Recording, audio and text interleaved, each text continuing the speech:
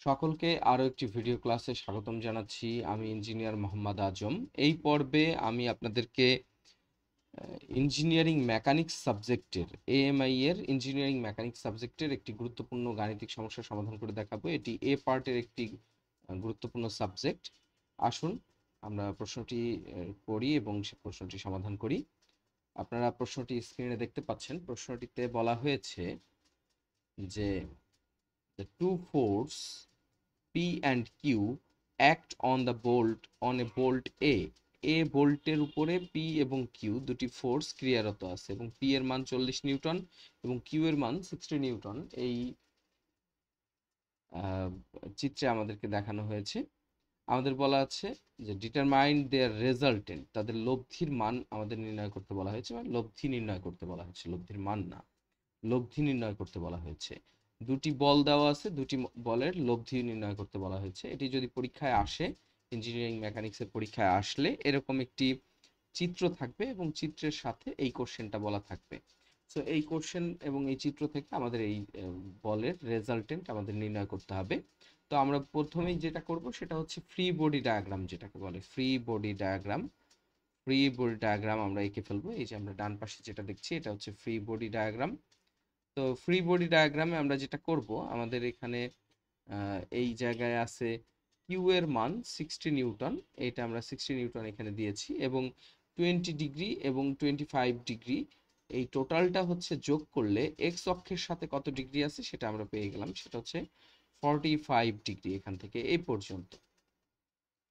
একইভাবে এইটা তো আমাদেরকে দেওয়াই ছিল হচ্ছে 20 ডিগ্রি। তো আমরা এখানে কম্পোনেন্ট বের করব। কম্পোনেন্টগুলো কি হবে তাহলে? এই পি বলটার দুইটা কম্পোনেন্ট আছে, একটা হচ্ছে এই দিকে আর একটা হচ্ছে এই দিকে। এই দিকেরটার নাম হচ্ছে, আমরা জানি যে অ্যাঙ্গেলের সাথে মিশে থাকাটা সবসময় কজ হয়, তাহলে এটা হচ্ছে পি কস 20 ডিগ্রি, আর এই দিকেরটা হচ্ছে পি সাইন 20 ডিগ্রি। একইভাবে এই যে এইটা যেটা, সেটার দুইটা কম্পোনেন্ট হবে। কিউ বলটারও এদিকে একটা এবং এদিকে একটা কম্পোনেন্ট হবে, এদিকেরটার নাম হবে কিউ, এটা যেহেতু থিটা তাহলে কিউ, এটা হবে কিউ সাইন 45 ডিগ্রি, এবং এই এক্স অক্ষের দিকেরটা হবে কিউ কস 45 ডিগ্রি।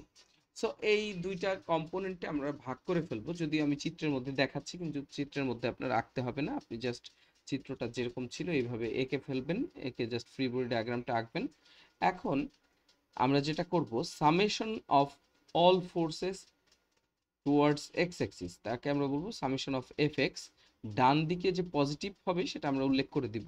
ডান দিকেই পজিটিভ নিতে হবে সবসময় তা না, আমরা সাধারণত ডান দিকে বলগুলোকে পজিটিভ নিই, অতএব বাম দিকের বলগুলো অটোমেটিক নেগেটিভ হবে। তো এখানে আমরা বলতে পারছি এটা ডান দিকে এই যে একটা বল আছে সেটা হচ্ছে পি কস 20 ডিগ্রি, এবং এটা এক্স অক্ষের দিকেই আছে, এক্স অক্ষের ডান দিকে, অতএব পজিটিভ পি কস 20 ডিগ্রি। এবং আমাদের এই যে কিউ বলের একটা অংশ আছে সেটা হচ্ছে কিউ কস 45 ডিগ্রি, এইটাও এক্স অক্ষের পজিটিভ দিকে আছে। তার মানে এই দুইটাকে আমরা যোগ করে দেব, P cos 20 degree plus Q cos 45 degree. এই দুইটা ছাড়া এক্স অক্ষের দিকে কিন্তু আর কোনো বল নেই। সো এই দুইটাকে যোগ করে আমরা যেটা পাবো, আমরা মান বসিয়ে দিয়েছি, পি এর মান 40 এবং কিউ এর মান 60। এই মানগুলো বসিয়ে আমরা যদি ক্যালকুলেট করি তাহলে 80 নিউটন পাওয়া গেছে। যেহেতু আমাদের রেজাল্টটা পজিটিভ এসেছে, so F x, summation of F x, এই টোটাল বলটা ডান দিকেই আসছে, এটা আমরা বুঝতে পারলাম। একইভাবে আমরা সামেশন অফ এফ ওয়াই করবো। সামেশন অফ এফ ওয়াই এর ক্ষেত্রে আপওয়ার্ড ডিরেকশনে পজিটিভ নেওয়া হবে।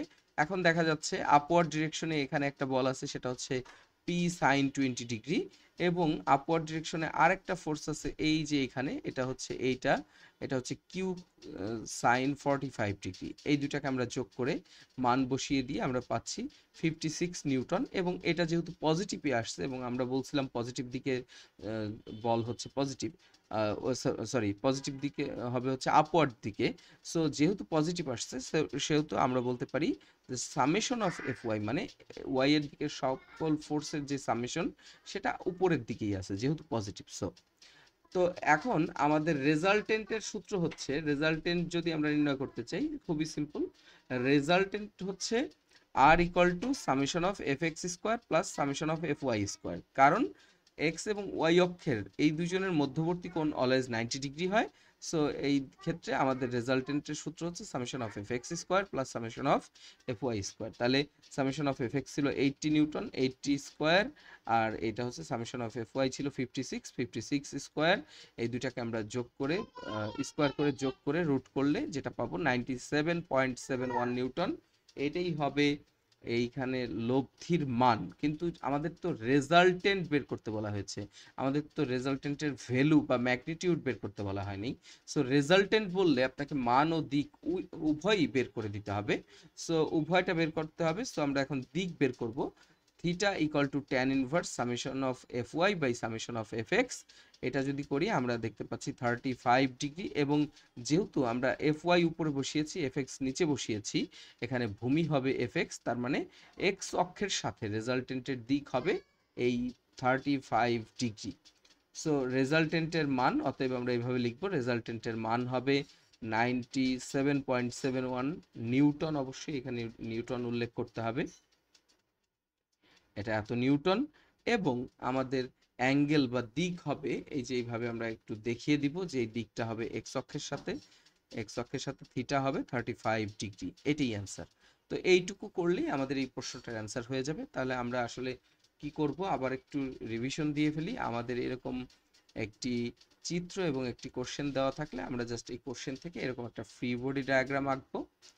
এই যে এরকম একটা চিত্র দেওয়া থাকবে আমাদেরকে, এরকম একটা চিত্র, এবং এই কোশ্চেনটা দিয়ে আমাদের বলবে পি এবং কিউ বল দুইটা এ বলটির উপরে ক্রিয়ারত, এদের লব্ধির মান, লব্ধি নির্ণয় করুন।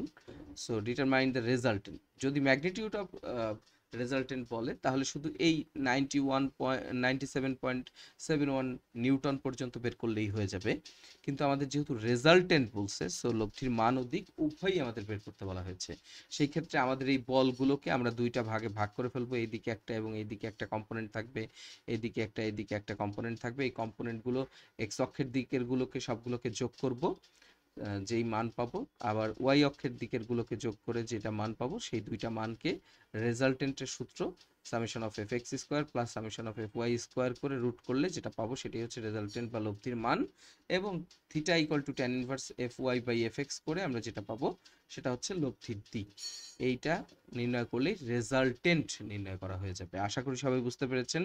এএমআই এর এরকম নিয়মিত ভিডিও পেতে এবং ডিটেলসে এএমআই এর সিলেবাস সম্পর্কে, এএমআই এর পরীক্ষা সম্পর্কে এবং এএমআই এর পরীক্ষার আপডেট সম্পর্কে জানতে চ্যানেলটিকে সাবস্ক্রাইব করে আমাদের সঙ্গেই থাকবেন। এবং আমাদের এই ভিডিওর ডেসক্রিপশনে কিছু লিঙ্ক দেওয়া থাকবে যেখানে এএমআই এর আপডেট কোর্স, রেকর্ডেড কোর্স আপনারা পাবেন। আপনারা যদি চান বাসায় বসে আপনি এএমআই এর একটা বেস্ট প্রস্তুতি নিতে চান, তাহলে সেই বেস্ট প্রস্তুতির জন্য আপনি যেটা করতে পারেন সেটা হচ্ছে আমাদের ওয়েবসাইট থেকে আমাদের কোর্সগুলোকে এনরোল করতে পারেন। আর আমাদের পরবর্তী ভিডিওগুলোর আপডেট পাওয়ার জন্য অবশ্যই চ্যানেলটিকে সাবস্ক্রাইব করে রাখুন। পরবর্তী ভিডিওগুলো দেখার আমন্ত্রণ জানিয়ে এই ভিডিওটি এখানেই শেষ করছি। ধন্যবাদ সবাইকে।